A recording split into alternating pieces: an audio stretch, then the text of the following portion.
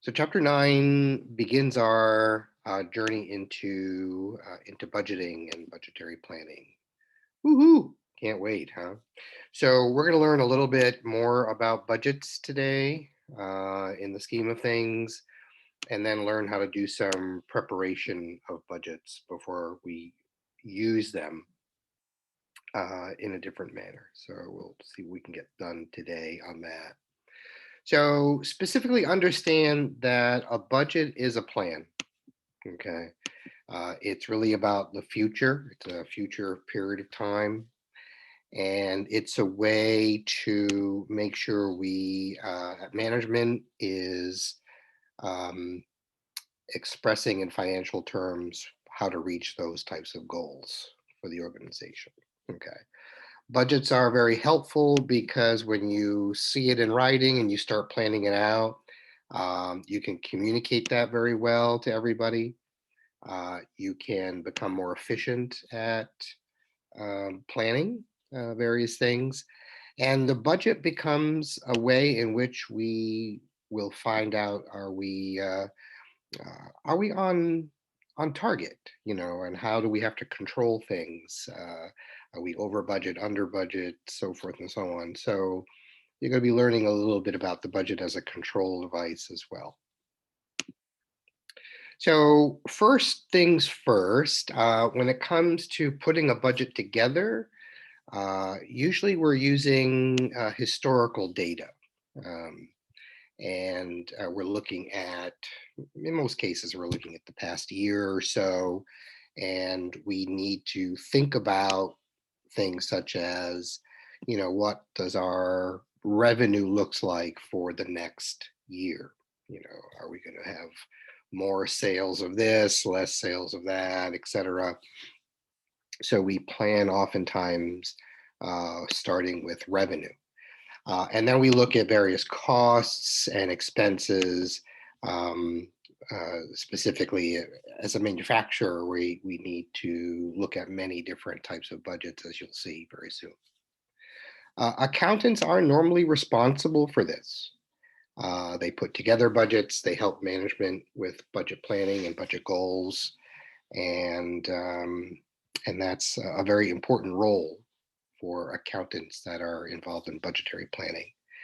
But certainly, the budget and how things are going is the responsibility of management. They own it. They own it. Remember, it's their plan. It's their plan.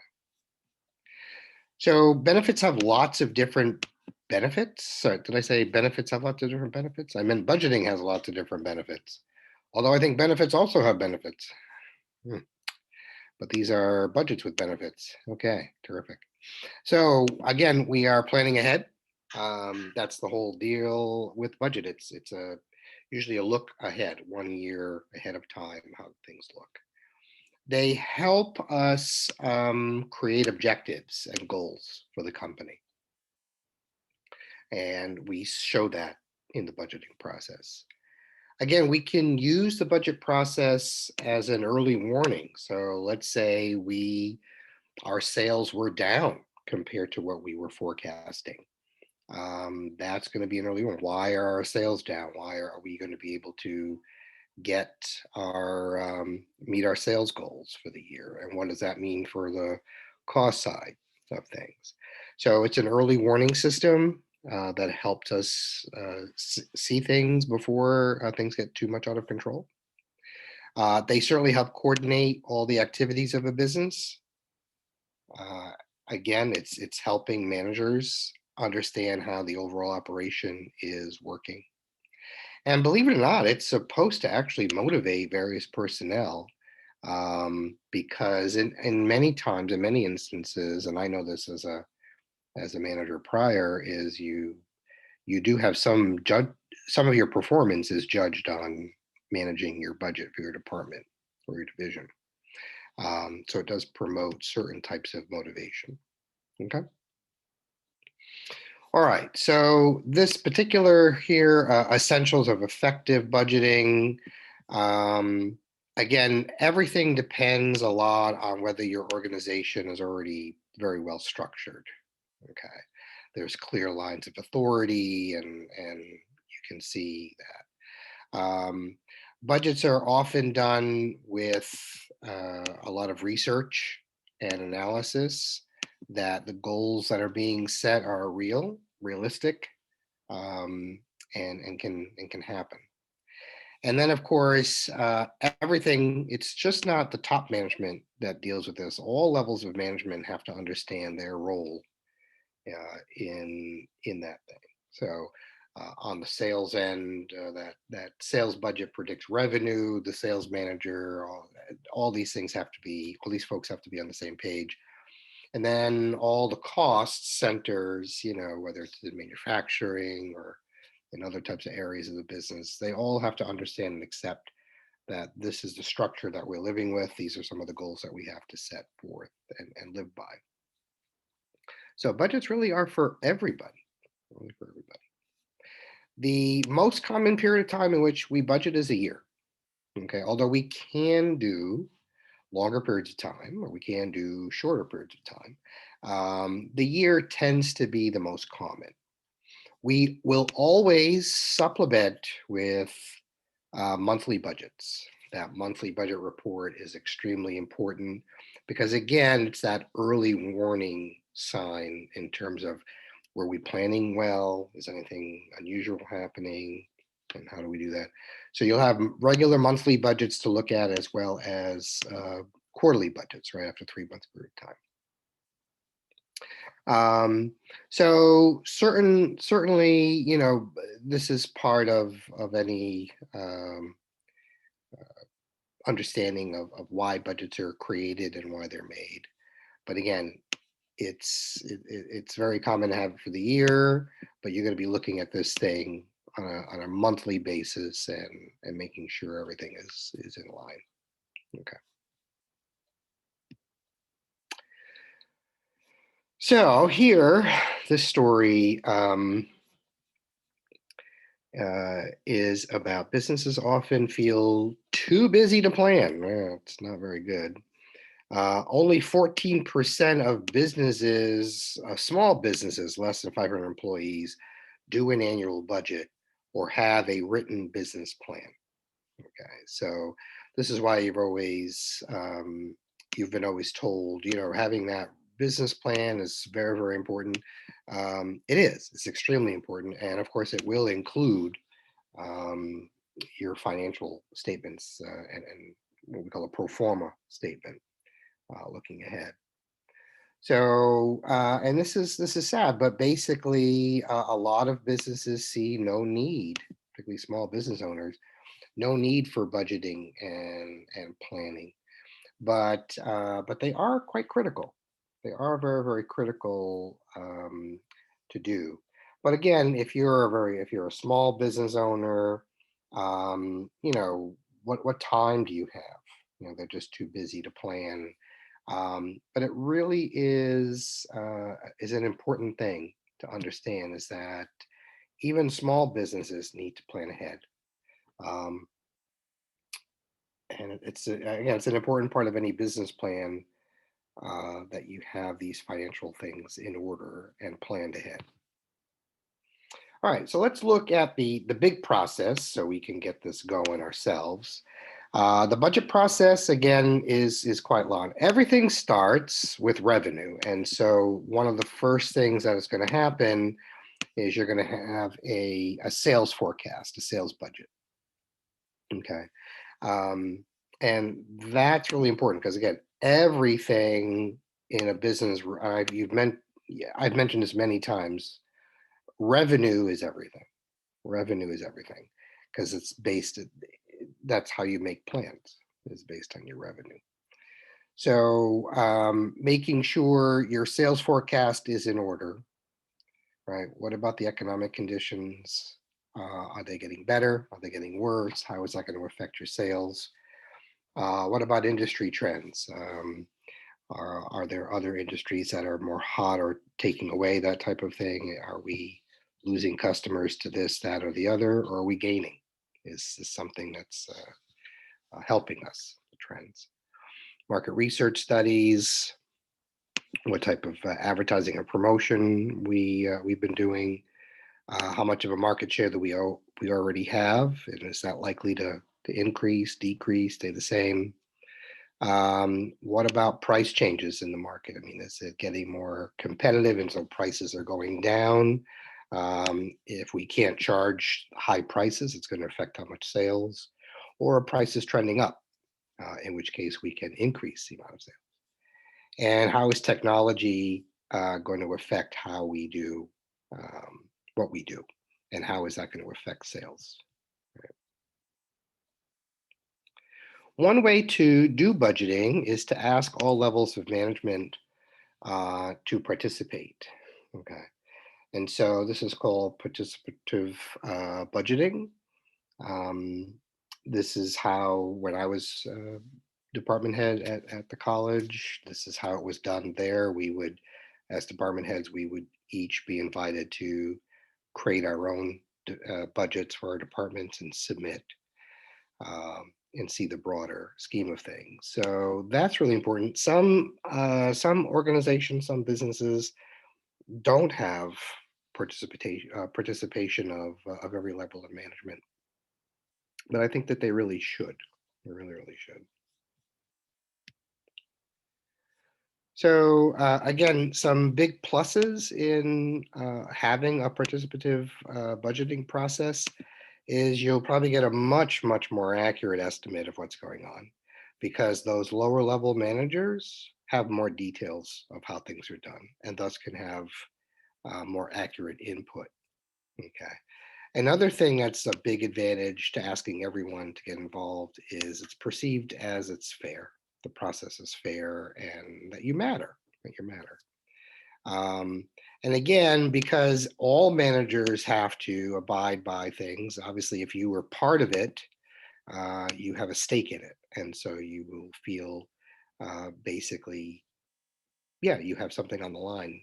And as part of an overall goal, um, it'll be easier to do. One of the biggest disadvantages is it's simply time consuming. You know, it's simply time consuming to do. Because the more people you have involved in anything, of course, you have to give people more time um, to get things done and to organize and so forth. Um, it can also lead to what's called gaming, budgetary gaming, um, which, you know, unfortunately can pit department against department on various things, and so it can lead to these types of games that are not beneficial to the company at all. In general, there are lots of people involved in the budget data when it's a participative budgetary process. Department managers are involved. They report to, say, a division manager. Um, the division managers report to, say, a VP in charge of a particular area. And that VP, of course, reports to the president of the company. So as you see, you're getting lots of information, and the flow is going from the lower levels where the work is getting done up through the management chain to some degree. This makes it again more accurate, more participatory, more people are involved, and thus have more at stake. There are some differences. We usually look at budgeting as a short-term plan, meaning we're looking at just the year we're planning. But we often will do 5-year budgets, which is called a long-range plan. And that's just to sort of anticipate where we're going to be, where things, when you look at all those industry trends and you look at technology and you look at market share and you look at what's going on, how you see things, how you can forecast ahead of time is very helpful to planning and making long-term goals happen. So there's long-term planning, which usually is done in usually 5-year intervals. And then, of course, the budget to process is usually a 1-year interval. So those are the basic differences, the time period, short term versus long term, the emphasis, and the types of details that are presented. A lot more detail in the 1 year, but again, you get to plan for the long term as well. Okay. Okay, so here's where we get into more detail. Um, we're going to get introduced to what's called the master budget. Okay. And basically, the master budget is a set of all different types of interrelated budgets. Okay. And there are two different classes of budgets that we'll be talking about, operating budgets and financial budgets. So operating budgets tend to be related to the income statement. They tend to be expense related. Um, Financial budgets tend to be more capital related, buying equipment or other types of things that are related to purchasing of assets. So those two different classes that we'll be looking at as well down the road. So you see, there's a lot going on with budgets. As you see, everything starts at the very top here. Like I said, everything is going to start from that sales budget, right? So what you expect to sell in terms of your products and so forth is going to be probably the most important step. So it's often the first step. Based on what you want to sell, you know as a manufacturer how much you need to produce. And so you're going to have a production budget that's going to be based on how much you are projecting you sell. So if you're going to sell 1,000,000 units of X and 2,000,000 units of Y, well, then that's what you have to produce to make sure you're going to meet your sales budget. That production budget is actually broken into a few things. To do a production of anything, you need direct materials, you need direct labor, you need overhead, right? So each of these are going to be separate budgets that help you understand your production. After that, you'll go to all the other expenses of the business, which are selling and administrative expenses for that. Again, each of these are sort of individual budgets. If you want to put a number in, it's like 2A, 2B, 2C. They're all part of that production budget process. Selling administrative are non-production related, right? So that's going to lead to you seeing whether you're making a profit or not. We do that by creating another income statement called the budgeted income statement. So it's an income statement that you produce based on this budget that we're doing for the year. And then knowing how much your net income is going to be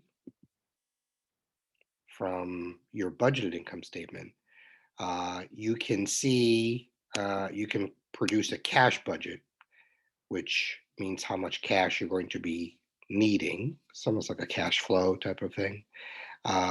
Include whatever capital expenditures you are going to need to make that particular period of time. And thus you can create from that a balance sheet based on the final budgets here. So everything here, the sales budget, the production budget, including materials, labor, and overhead, the selling and administrative budget, and the income statement based on those budgets are what we call operating budgets. Operating budgets. Okay, these are all operating budgets. The cash budget here, along with the capital expenditure budget, leading to the budgeted balance sheet, is what we are going to call financial budgets. So we're going to be looking at these separately. Okay. But all total, this is your master budget. Lots of interrelated budgets that the company uses to function. So for the first objective, it's really a matter of, it's a big overview, so the terminology is important. Here you have a list of terms including long-range planning, sales forecast, master budget, participative budgeting, operating budgets, and financial budgets.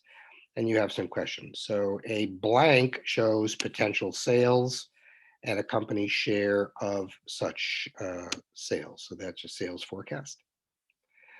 Blank are used as the basis for preparation of budgeted income statement. So the income statement is done with all those operating budgets. The blank is a set of interrelated budgets that constitute a plan of action. Well, that's going to be your master budget. Blank identifies long-term goals, selects strategies to achieve these goals, and develops policies and plans. So here's a keyword here. That's going to be your long-range planning. Lower level managers are more likely to perceive results as fair and achievable under a blank approach. Well, that's going to be participative budgeting approach, where they're going to have a say. And blank focuses primarily on the cash resources needed to fund the operations and the capital expenditures, and that's going to be financial budgets do that. Okay. So that's part one in a nutshell. We'll take a quick break for questions. Learning objective 2, we start on specific operating budgets, right? We're going to look at the sales budget and we'll look at the production budgets here. So the sales budget is always the first one that's prepared because it makes sense, right? I mean, how much you plan to sell is really the big question because your production and other budgets are based on that. So it's the very first budget that you do is you figure out your sales. Okay. Again, it's derived from a sales forecast, and that's it's management's best estimate on what's going to happen based on all the factors that we went over in the previous learning objective. Okay. All other budgets are dependent on this budget, right? That's important. That's why it's the very first one that has to be done. All the other budgets are really depending on what we do here. Okay. So again, we are looking at whatever the expected sales volume is for each product at the expected price. So again, how many units are we going to be selling for each product? And what's going to be that selling price of each of those units? That's really the gist of the sales budget here. So here is an illustration for Hayes. And here is the expected sales volume. They expect 3,000 units in the first quarter, and with a 500 unit increase in each succeeding quarter. Okay. So if you look at line 6 of the spreadsheet here, you will see that in the very first quarter, they expect 3,000, right? That's this here, 3,000. And then each quarter, 2, 3, 4, there's going to have a 500 unit increase. So the second quarter will be 3,500, 4,000, and 4,500, showing the 500 increase for each. Selling prices at $60 each, that's line 7. Total sales for each quarter are listed here. And for the year, they're expecting, that's their but they're expecting to sell $900,000 worth of these units, but in this particular order. Smaller amounts in the first quarter, largest amounts in the last quarter. Okay. So that's the sales budget in a nutshell. Not that difficult to do. Production budgets are based on the sales budget because we need to know how many units we need to produce in order to make sure we have enough to sell, right? So again, we are looking at that sales budget, plus we need to add one thing. How much inventory do we really want to have at the end of every quarter or end of every year, right? So there is something called a desired change in the ending inventory that we have to consider. So we do have to meet all of the sales that we are anticipating, plus we have to have an additional amount that we feel is a reasonable amount to have in inventory. Okay, so that's important. So we take here illustration 9.4 pretty much says it all. We take how many units we've budgeted for. We add what we have desired for our ending finished goods units. And we subtract out what we had for the beginning finished goods units. And that means this is how much of units we are required to produce in every period. Okay. So how does that look in a budget? Here we go. This is line 2 here, the production budget for Hayes. Okay. Each of the quarters is listed here in the columns. Right here, line 6 comes from our sales budget. What is the expected unit of sales for each quarter? 3,000, 3,500, 4,000, 4,500. That's where that number comes from. The line 7 is what is the desired finished goods inventory? And there's a note here that tells us the desired inventory is 20% of the next quarter's sales. Okay, 20% of the next quarter's sales. So for quarter 1, we want a desired ending inventory of 700. Where do we get the 700? 700 is 20% of the next quarter sales. 3,500 is the next quarter sales. 20% of that is the desired finished goods for the first. So the total amount of units we require is 3,700. It says here as well that we will subtract out any beginning finished goods inventory. Okay. Now here they give us a note showing that this $600 is 20% of last of the estimated first quarter sales. Okay. So 20% is the 3,000 times 20% is 600. So that's what we're getting for beginning finished goods inventory is 20% of our sales. So what's required? We need to produce 3,100 units in the very first quarter to meet both the sales, or what we expect as sales, and the desired and the difference between the desired ending inventory and the beginning finished goods inventory. Okay. So that's how we get that number. And that's just for quarter 1. For quarter 2, we do the same thing. We were expecting to sell, or we anticipate selling 3,500 units. We have a desired ending inventory of 20% of the following quarter's units. So 4,000 is that. 20% of it is 800. So we're adding these, right? So we're looking at 4,300 units. However, we subtract out the beginning finished goods inventory, which, as part C tells us, is 20% of the estimated sales. So 20% of 3,500 is 700. Subtracting that means we have to create or make or produce 3,600 in the second quarter. Okay. In the third quarter, we have 4,000 expected sales. We want to have a desired ending inventory of 900. This 900 is this 20% of this 4,500.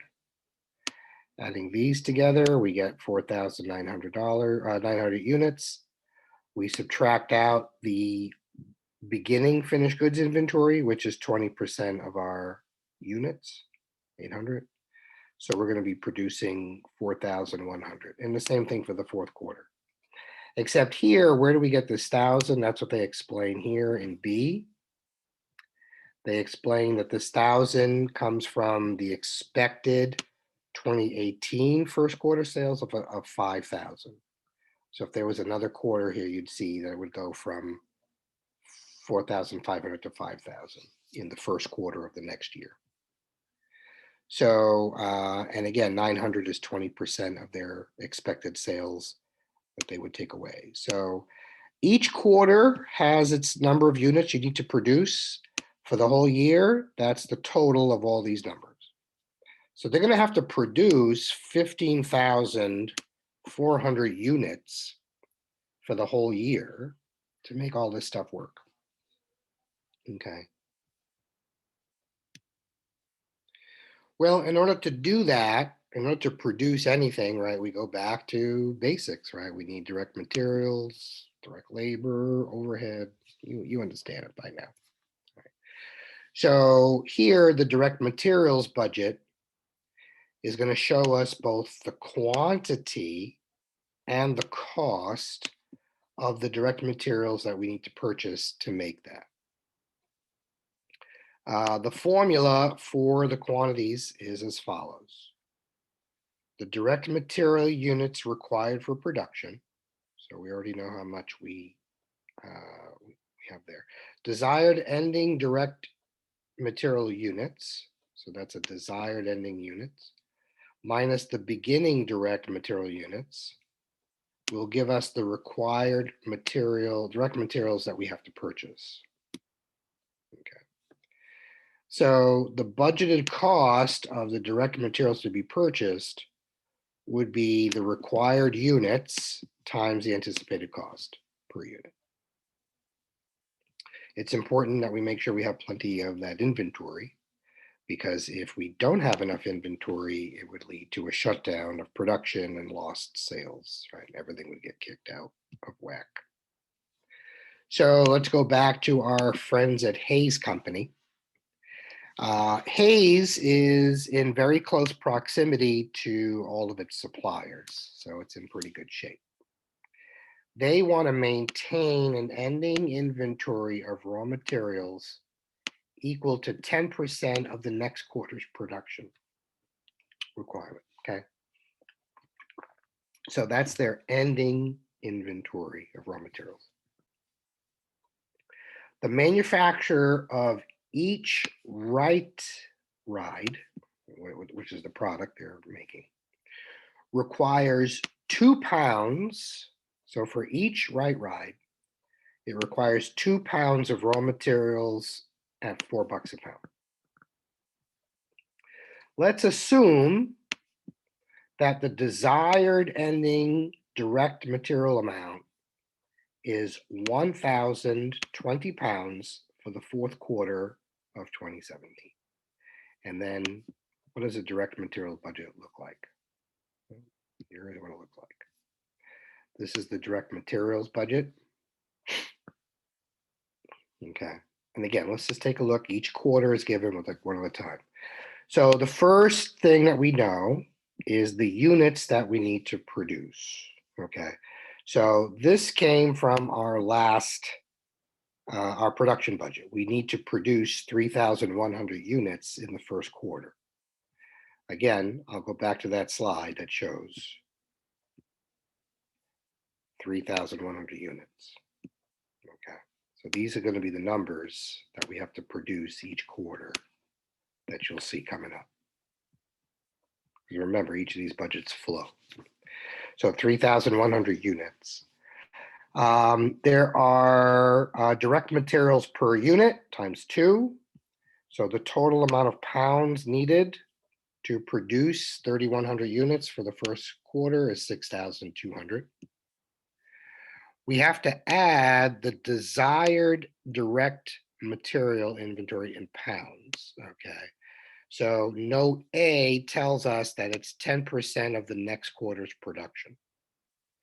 So where does this 720 comes from? It's 20% of the 3,600 from the beginning of the quarter 2. So total materials that are required, 6,920. We subtract out the beginning materials in terms of pounds. And again, there's a note showing that the 620 is 10% of the estimated first quarter pounds needed for production, which is this line here, line number 8. We need 6,200 pounds. 10% of that is the 620 pounds. So that means we subtract that out. That means that we need direct material purchases of 6,300 pounds at $4 a pound. So the total cost of direct materials for the first quarter, $25,200. And again, in the second quarter, we need to produce, again, this comes from the previous budget that I showed you, 3,600 units times 2 pounds per unit. So we need 7,200 pounds. We add our desired ending direct material inventory in pounds, this 820. Okay. Again, is 10% of the next quarter's production. So 820 is 10% of the next quarter's production. Oh, 8,200, sorry. This is linked to this, that is linked to that, just so we can follow. So that means the total materials for the second quarter, 8,020. We subtract out the beginning inventory, which is 10% of the number of pounds that are needed. So we subtract out 720. That means we need 7,300 pounds of stuff in the second quarter, times $4 a pound is $29,200. And again, we do that for each quarter. When you add up all your costs every quarter, total costs are $124,800 for the year. Okay.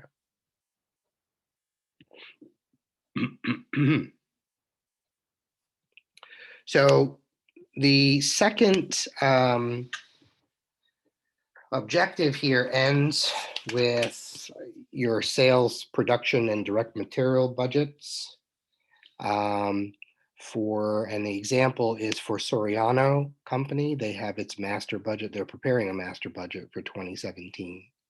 And here's the relevant data. Their sales are expected to total 1.2 million units. That's the total. Quarterly sales, 20% of that amount in the first quarter, 25% of that amount in the second quarter, 30%, 25% in the fourth quarter. Sales price, $50 per unit in the first 3 quarters, $55 per unit in the fourth quarter. Sales in the first quarter of 2018 are expected to be 10% higher than the first quarter of 2017. So that's information for your sales budget. Your production budget information is going to be that management desires to maintain ending finished goods inventory at 25% of the next quarter's budgeted sales volume. And that's the information you need to know for your production budget. And again, we'll go over each one. And lastly, your direct materials budget. Each unit that they need to produce requires 3 pounds of raw materials, and that costs $5 per pound. They want to maintain raw material inventories at 5% of the next quarter production requirement. Assume production requirements for the first quarter of 2018 are 810,000 pounds. Okay, so first things first, sales budget. Sales budgets are, you already kind of know from back here, you're going to produce 1.2 million, you're going to sell 1.2 million units, but in these intervals, right? 20% in the first quarter, 25% in the second quarter. So you're going to have to calculate that. Remember, the first 3 quarters are $50 is the selling price. Just the fourth quarter, it's $55 is the selling price. Okay. And so what we got here is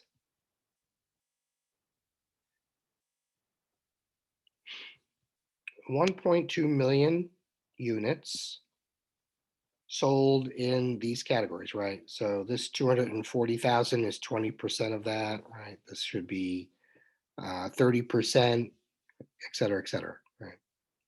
And then the unit selling price, $50 for the first 3 quarters, $55 in the fourth quarter. And thus you simply can do the total sales by multiplying the number of units you expect to sell at the prices you're expecting to sell it at, and you got about $61.5 million in sales for Sariano for the year of 2017. Okay. The second thing is that production budget. Okay. And if you go back here, the production budget is based on how much you expect to sell, plus whatever you want desired in inventory, right? And what you got here,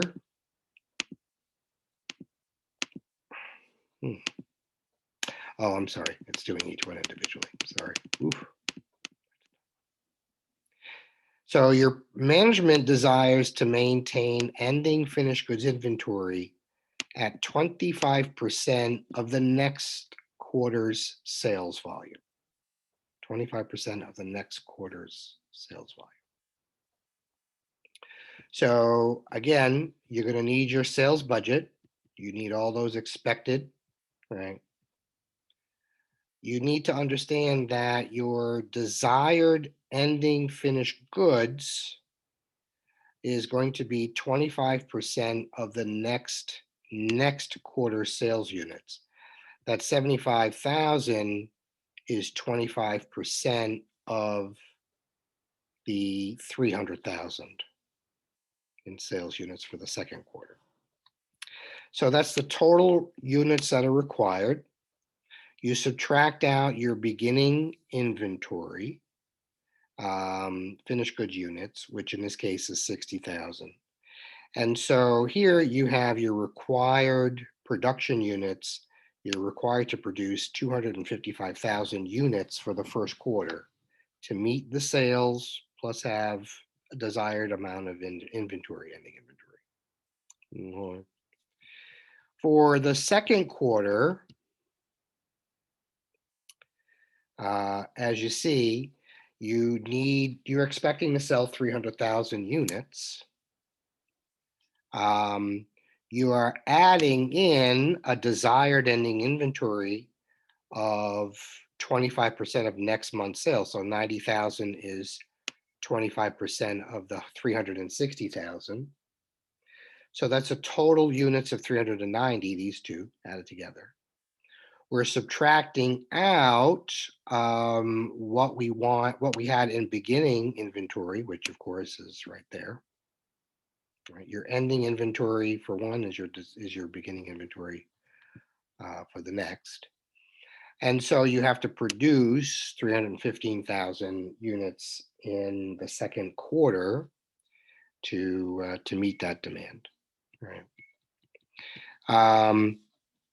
Again, in the third quarter, you were expected to sell 360. Again, all of these come from that sales budget, right, that we just did. We add in the desired level of ending inventory, which is 20% of the next month's sales, so 25% rather for the next month. So 75,000 is 25% of 300,000. And then we take away the beginning finished goods, which is your ending from the last time. So you got to produce 345,000 more. And then in the last quarter, you're expected to sell 300,000. Your desired ending goods is going to be, in this case, only 66,000. Why? Because they gave you that note that they estimate the first quarter sales to be 240. Okay. And so 240,000 units, times 10%. sorry, will be 10% higher. So you've got $264,000 total in sales, and 25% of that, in terms of units, not sales, in terms of units, 25% of that is the 66,000. Okay. So then you subtract out your ending inventory, and that's how much you need to produce. So in terms of the number of units you need to produce, over 1.2 million units need to be produced. Well, then the question is, how much of your direct materials do you need to produce 1.2 million units for that period of time? Okay. So what you have here is you take the units that you need to be produced, line 6 for each quarter, which you just calculated, times the direct materials per unit, right? Gives you the total pounds you need. Then you add in any desired inventory, which they did give you a hint at earlier. I have to go back to the slides. Okay, let me just read it here. 5% of the next quarter's production. 5% of the next quarter's production. So 47,250 is 5% of the next quarter's pounds production. So total materials of 812. Subtract out your beginning direct inventory in terms of pounds, which looks like 5% of the first quarter